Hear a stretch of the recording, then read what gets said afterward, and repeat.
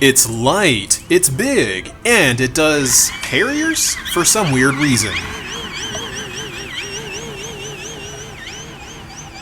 Hey there, I'm John. This is Two Brothers RC, and this is the Kavan Bristell B23. FBV Builds RC sent over this gorgeous bird to demo for you today, and demo we did. It looks like a Cirrus, it may as well be a Cirrus, but it certainly doesn't fly like a Cirrus. So let's dive into it and see how it stacks up to the no patent pending Two Brothers review system for general aviation aircraft. Before we get into the maneuverability section, let's start by giving you my actual opinion of the Bristell B23. It looks great. It flies very light on the wing. It can be thrown around despite having some plastic servos installed. And it does really nice aerobatics that still surprise me while I'm editing this video. Yes, it is more expensive than other brands for reasons that I won't touch with a 10-foot propeller because this isn't a politics channel, but it is well worth the asking price if you're looking for a lightly loaded aircraft that can perform pseudo 3D and flies incredibly stable with or without a gyro. So if that's what you're looking for, that's what you're gonna get here. Let's kick it off with maneuverability. The Bristell B23 is far more agile than it appears to be. Placing the battery directly in the center of the plane makes it balance neutrally, or at least as close as you're going to get without the tail dragging around on the ground constantly. That's a pass.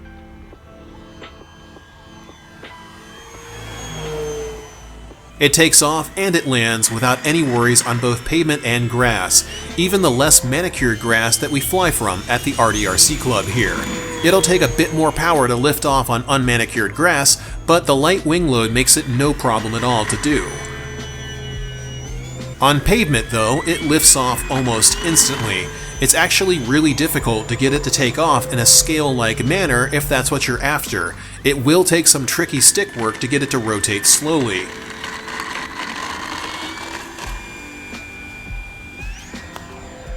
Landing on pavement is also very easy. Either slip it in with the ample amount of rudder the B23 has, or come in with a stabilized approach by flying it down to the ground with thrust. The same goes for landing in grass. Simply drop it in the grass and it'll plop down happily. That's a pass. Skip right on ahead to the fit and finish section if you want to know why it landed with the canopy removed. It has adequate thrust for most maneuvers, not for hovering. It ain't gonna do that. It's fast and capable of doing moderate aerobatics along with gorgeous flat turns and other fun maneuvers. That's a pass.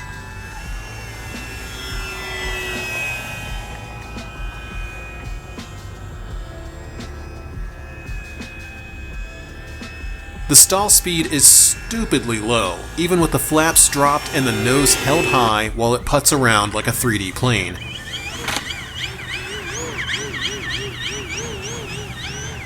Getting out of stalls is also super easy too.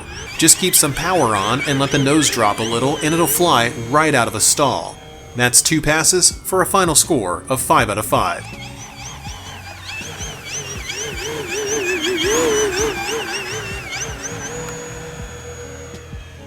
Moving on to flight time, this is one of those birds where you'll easily average over 7 minutes of flight. Now, I probably could hit over 15 minutes if I wasn't worried that my wife would say "F it" and stop filming, because these birds with huge flight times absolutely kill her shoulders. Filming model airplanes is hard work, let me tell you, as somebody who has to go and do it for Joe Nall the past 2 years in a row. And the B23 will also annoy your camera operator by flying for far longer than any one person will reasonably tolerate. The B23 scores a 5 out of 5 here. Now, let's talk landing gear. The B23 has functional wheels with dense foam, which results in wheels that provide very little shock absorption on harder landings. That's both a pass and a fail on our first 2 checkpoints. The wheels being harder on this airframe aren't really a big issue, since there's plenty of area on the strut assemblies to spread out the load across the fuselage on rougher landings. The wheels are attached to aluminum main gear legs and a steel nosewheel strut. It's an identical setup to the full-scale Bristell, so the suspension here is marginal at best. Since it's accurate to the plane that it's modeled on, I'll go ahead and give it a pass, but do note that I still prefer some kind of shock-absorbing linkage system to dampen shocks on harder landings. Because the plane is so lightly loaded, it's very difficult to make it bounce, even with stiff undercarriage and wheels. That's a pass. Said gear setup is also very low maintenance, which also passes as well. And the Bristell B23 earns a 4 out of 5 in this section. Before we move on, scroll down a little and hit that like button for me. If you're not already subscribed, smash that like. And if you're not part of our Discord chat server yet, hop down to the description below, join up to chat airplanes with us. Moving into fit and finish, the Bristell B23 features white foam instead of white paint. That's a fail. While the light wing loading is awesome, it's also possible to have light wing loading with painted foam. The foam wasn't damaged or otherwise weird or strange looking, so that's a pass here too. The control surface hinges are a mix of slotted flaps and foam, aileron, rudder, and elevator hinges. Since it's mostly foam hinged, that's a fail here, despite it holding up very well to the aggressive flying that I did with it. It features decals instead of stickers, which is a pass, and the battery has no issues with airflow since air freely travels from the nose of the B23 through a pair of NACA ducts through the holes in the aft fuselage. That's a pass, and the B23 scores 3 out of 5 in this section. If you plan to do aggressive negative G's with this aircraft, make sure that you add magnets to the canopy. If you don't, it will come off. So it is inverted pushovers, got it. I experienced this multiple times until I glued magnets into it, and that cleared up the issue entirely and allowed me to throw it around without a single care in the world. Assembly at the field is pretty easy, but you will want to assemble it using the 2 self-tapping screws instead of the 2 machine screws that it ships with, so that the wings engage securely to the plastic mounting points. The tail also requires that you glue it together, and I used Starbond thick CA glue to assemble the vertical and horizontal tail structures, which gave it a rock-solid bond.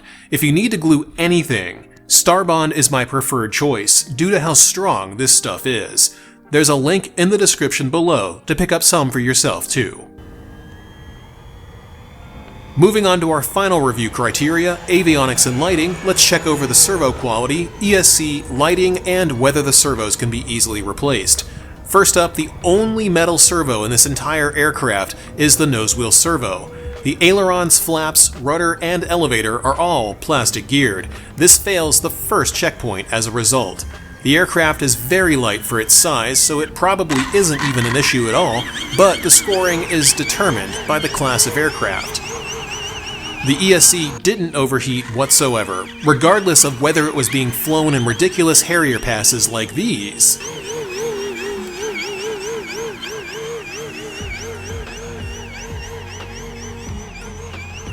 or from sustained aerobatic flight. That's a pass.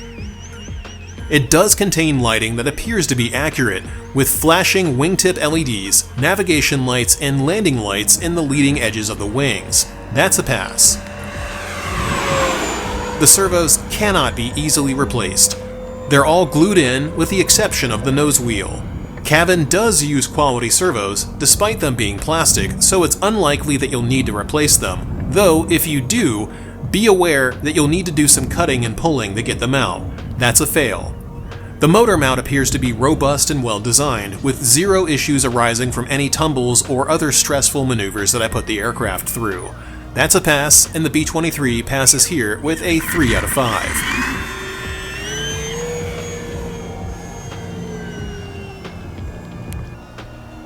Before we get to the final scoring, let's cover the AS3X Plus gyro gains that I'm using in this plane, which you'll find on screen right now. These gains gave it excellent snappiness in point rolls and kept it stable in wind, so I'd recommend trying them for yourself and tuning them to your own preferences.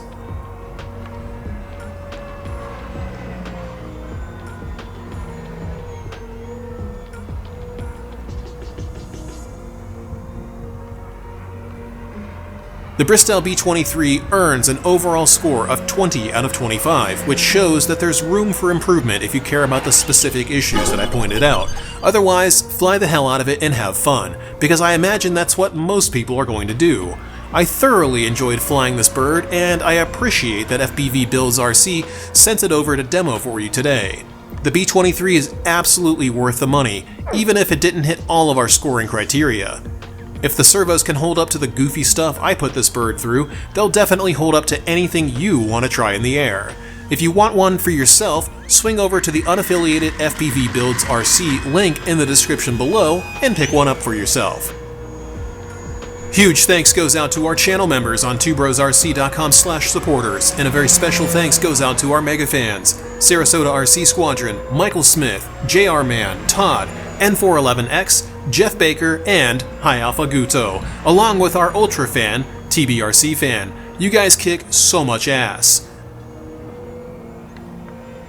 Coming up soon will be the Freewing MiG-29 1-year and probably final follow-up video. See you guys on Saturday.